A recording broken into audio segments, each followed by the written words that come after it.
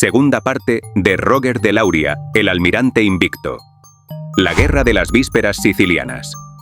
Tras la derrota francesa en Malta, Carlos de Anjou ordena ampliar su flota en Marsella con toda urgencia, y en pocos meses el astillero marsellés le suministra otras 30 galeras, que serán ocupadas por nuevas tripulaciones. Su objetivo es derrotar a la armada aragonesa y después ir a la conquista de Bizancio para unir a la Iglesia oriental y occidental, pero lo que busca en realidad es que la Santa Sede no corone como emperador cristiano único en Oriente y Occidente. La batalla naval de Castellamare.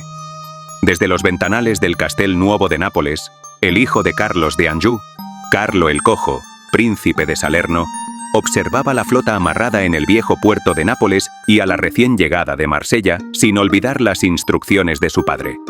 No utilices las naves, pensando que el día en que él pueda gobernar una armada cambiará su vida pública, postergada por la figura temible de su padre y sus castigos severos hacia cualquier derrotado. Pero enfrente hay un joven almirante, casi desconocido, que durante una semana ha estado imaginando cómo puede destruir esa nueva flota, y después de varias noches sin dormir, un día decide llevar todas sus galeras y situarlas en la bocana del puerto de Nápoles, provocar la alarma en la ciudadanía lanzando flechas encendidas contra los toldos más cercanos, intentar incendiar algún barco amarrado y permitir que una galera se pasee por el centro del puerto disparando flechas a cualquier cosa que se mueva. Así provoca la rabia y la furia de los angevinos. Algunas campanas de Nápoles han sonado para advertir del peligro existente en el puerto, donde el príncipe de Salerno no sale de su asombro, furia y bochorno al ver a las galeras enemigas situadas frente a la fortaleza en posición desafiante, y algunas unidades se permiten entrar en la dársena principal del puerto y comienzan a herir a la marinería vigilante, mientras los marineros enemigos profieren toda clase de insultos contra Francia. Su orgullo se inflama y no puede contenerse. Toma las armas y, con su séquito de varones y caballeros, embarca en sus galeras, zarpa con entusiasmo y decidido a luchar. Primero, mientras 4 galeras desafían a los enemigos a luchar, las otras 20 esperan manteniendo la formación de combate en media luna, el 5 de junio de 1284. Segundo, cuando las galeras angevinas salen, las galeras de Lauria simulan huir. Los angevinos se lanzan a perseguir al enemigo sin mantener un orden. Tercero, cuando los perseguidores están bastante lejos del puerto de Nápoles, Roger de Lauria ordena que sus galeras viren a babor y estribor, permaneciendo en posición hasta que vire la última. Los angevinos se detienen, desorientados.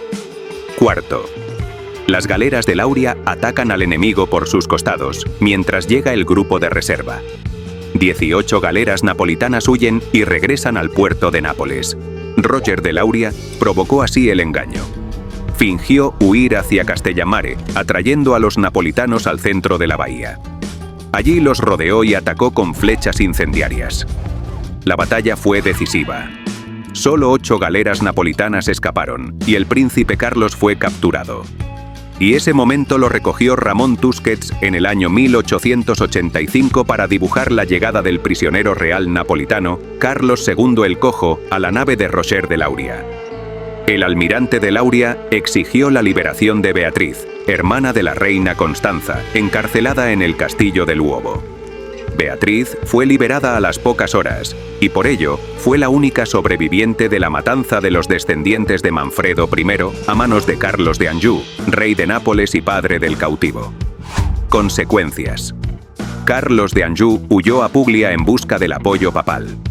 Se instaló en Melfi y luego en Focia, pero murió el 7 de enero de 1285, dejando la regencia a su sobrino mientras su hijo seguía prisionero en Barcelona. Pedro el Grande, por su parte, organizaba sus tropas para resistir la cruzada papal liderada por Felipe III de Francia. Sin fondos para una flota, encargó a Roger incursiones en territorio enemigo para obtener recursos. La cruzada francesa.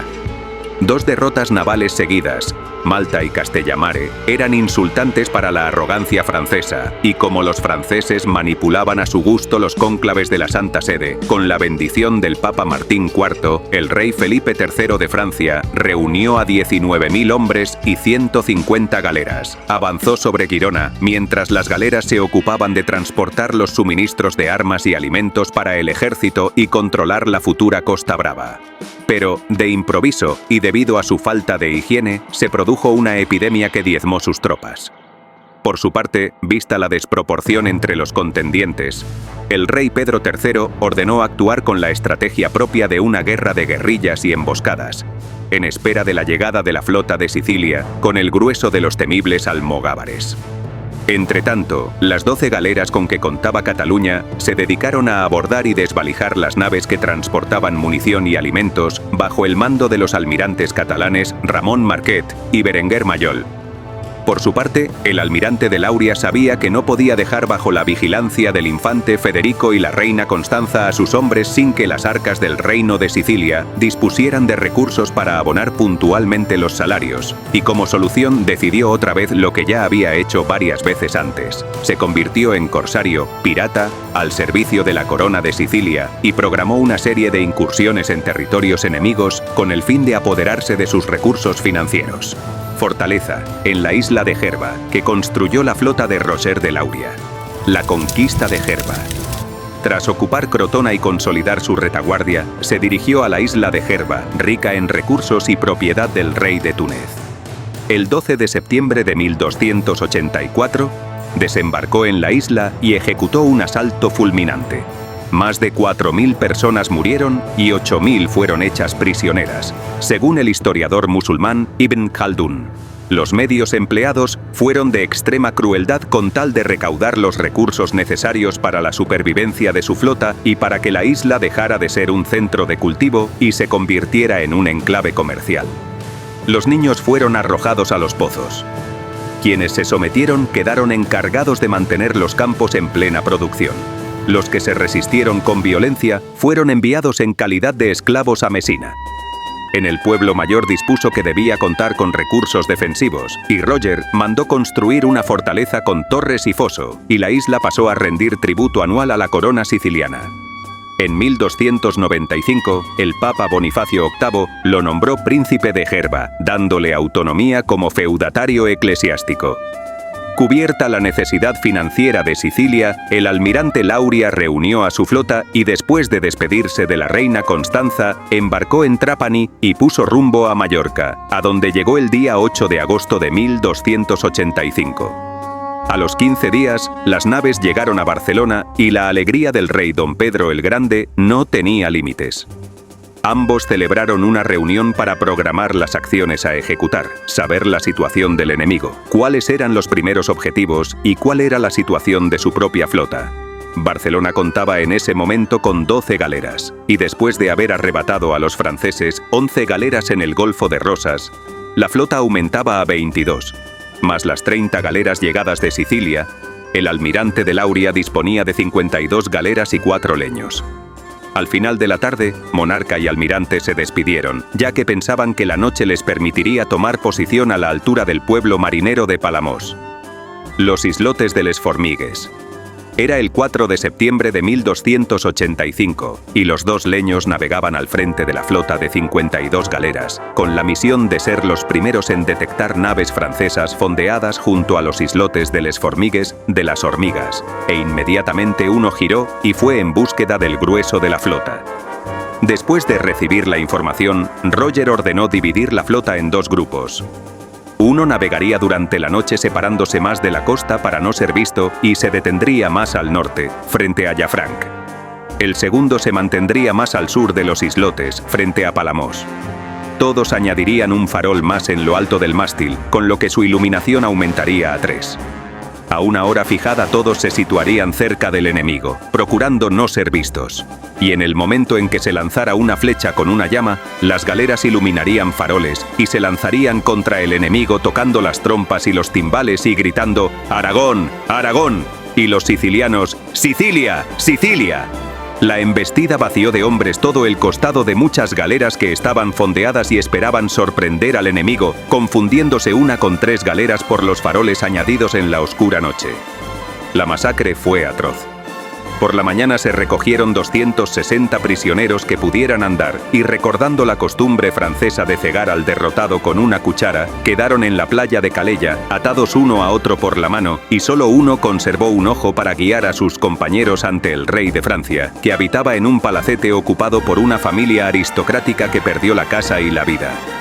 El rey de Francia, Felipe III, al conocer la derrota sufrida y las otras dos que siguieron, en Rosas y Cadaqués, donde fue ocupado y arrasado el almacén central de provisiones y armas francés, enfermó el 5 de octubre de 1285, con lo que los cruzados franceses se rindieron y el heredero del trono de Francia, Felipe IV, pidió al rey aragonés protección para atravesar los Pirineos. El balance de la flota francesa en la batalla de Les Formigues. 85 galeras francesas participaron en el combate por 52 galeras catalano-sículas. 1.800 franceses encontraron la muerte, 1.200 heridos y apresados. 13 galeras fueron apresadas y 12 consiguieron huir. La acción de los almogávares acabó de sellar toda la actividad francesa en Cataluña. Ahora solo faltaba celebrar el regreso de los vencidos. La familia real francesa recibió la protección personal del monarca aragonés y se le permitió cruzar la línea fronteriza con su enseña real Oriflama. Pero en cuanto comenzaron a transitar por el paso de la Junquera, los cruzados supervivientes sufrieron grandes penurias.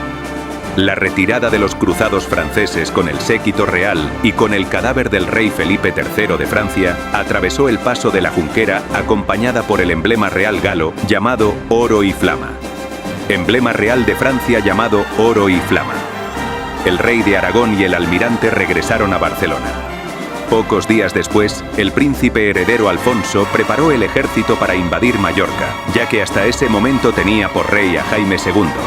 Pero la envidia y el odio lo llevaron a pactar con Francia y poner a disposición de la cruzada tanto el condado de Rosellón como el Palacio de los Reyes de Mallorca en la ciudad capital, Perpiñán.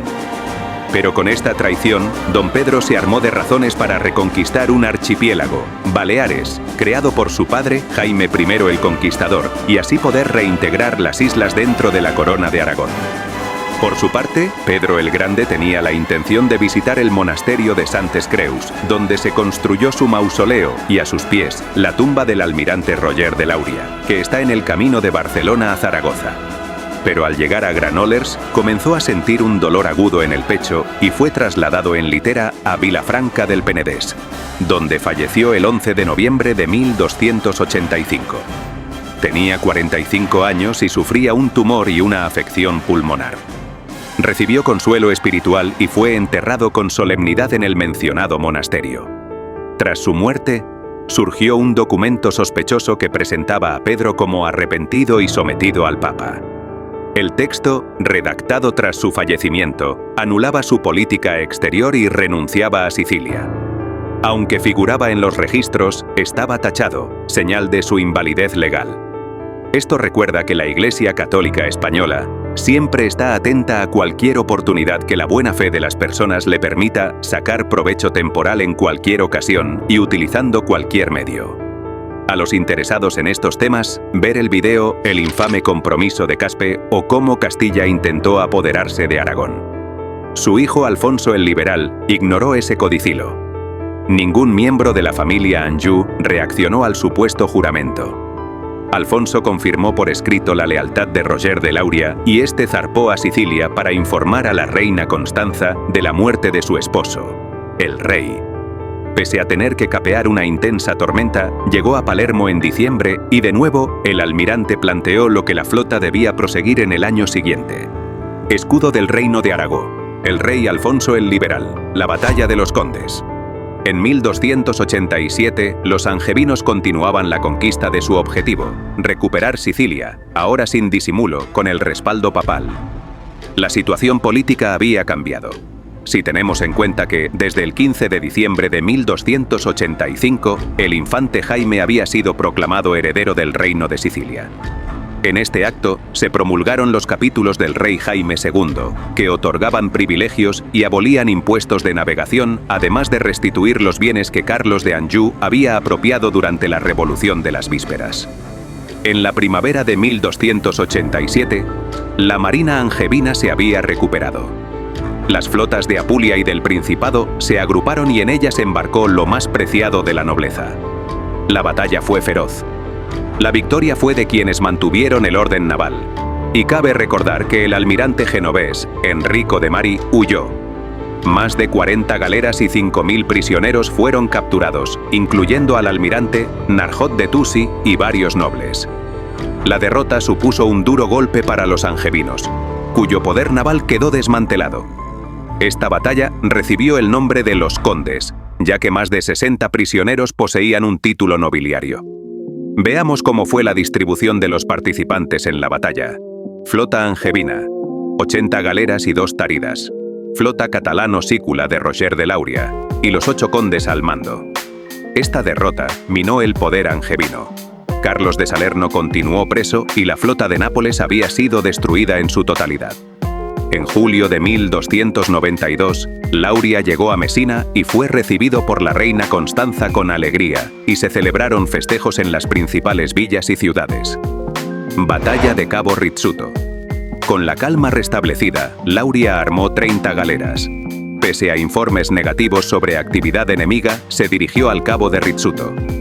Los franceses, bajo la autoridad de Guillermo de Sterán, intentaron emboscar a los sicilianos. Sin embargo, los almogávares convirtieron la trampa en una masacre. De Sterán escapó herido. Entre los capturados estaba Ricardo de Santa Sofía, traidor a Federico. Los desertores eran ejecutados. Castillo en Cabo Rizzuto. Lauria, satisfecho, se preparó para volver a Mesina, pero cambió de rumbo. Incursión en Grecia. En 1292, Lauria emprendió una expedición contra los feudatarios franceses en Morea. Su primer objetivo fue Malvasía, una fortaleza en un islote. Aunque recibió embajadores griegos ofreciendo hospitalidad, Lauria rechazó sus palabras y atacó de noche. Los almogávares tomaron la ciudad sin resistencia. Se apresaron rehenes ricos, como el arzobispo, que pagó por su libertad.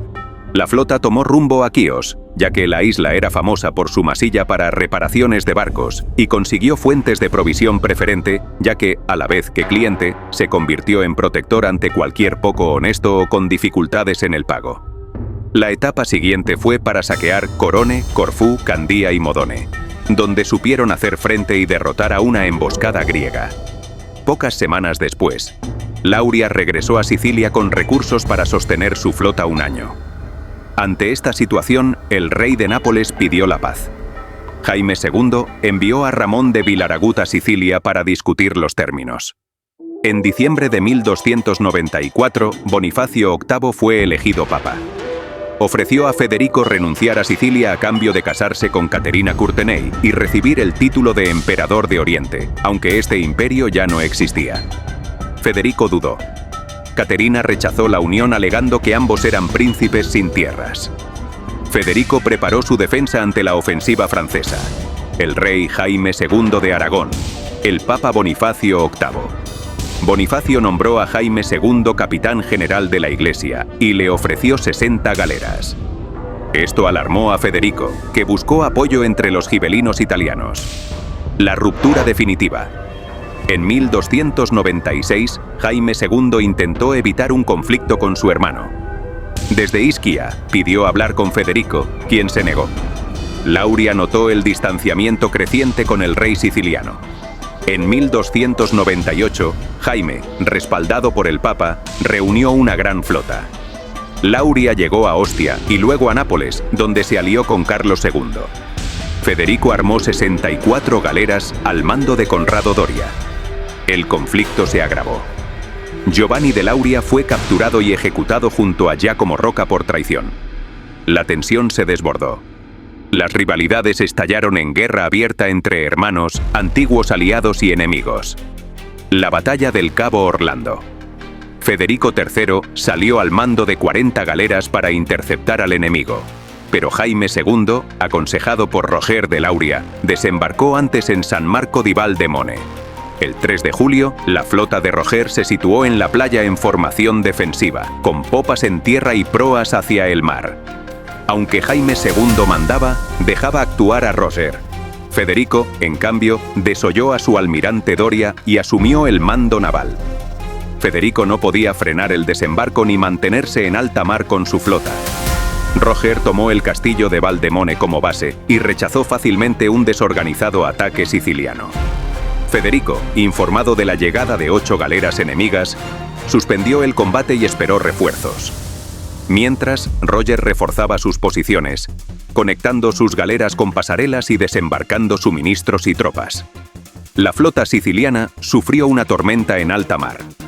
El Cabo Orlando, visto desde el sur hacia el norte.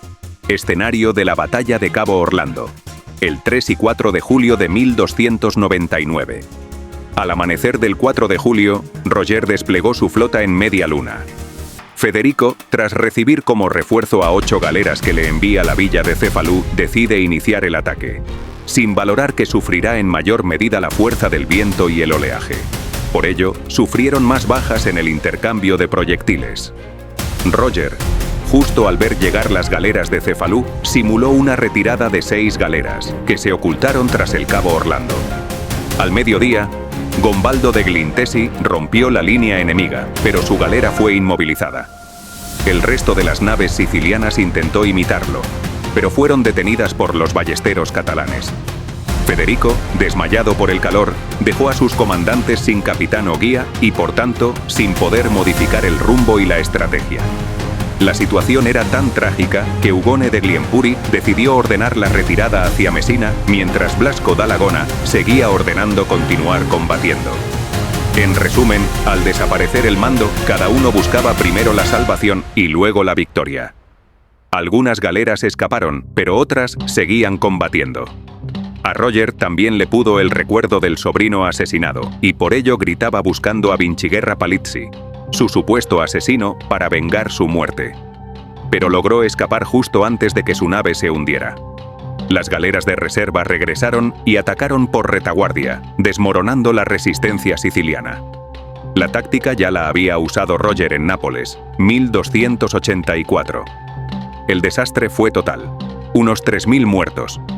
Resumen, Federico se llamó a sí mismo inconsciente. 12 galeras huyeron y el resto fue capturado o hundido.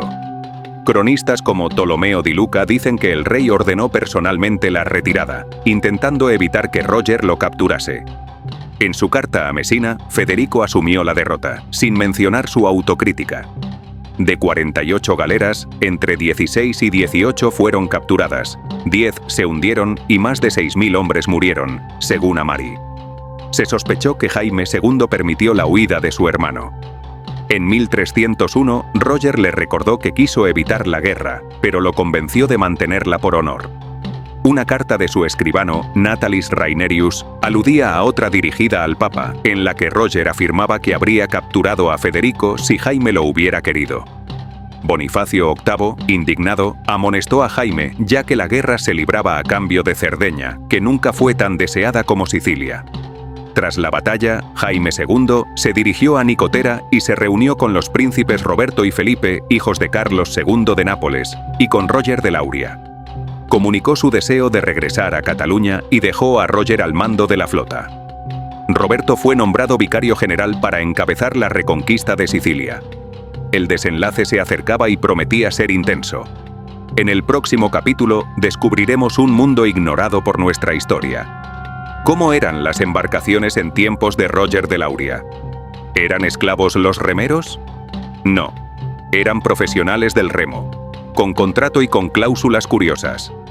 Además, descubriremos que las galeras se dotaron de una unidad de caballería naval, con jinetes musulmanes que viajaban en naves con rampas en popa, lo que permitía desembarcar los caballos con sus monturas en las playas, y cómo funcionaba el servicio de espionaje y se alimentaban las tripulaciones.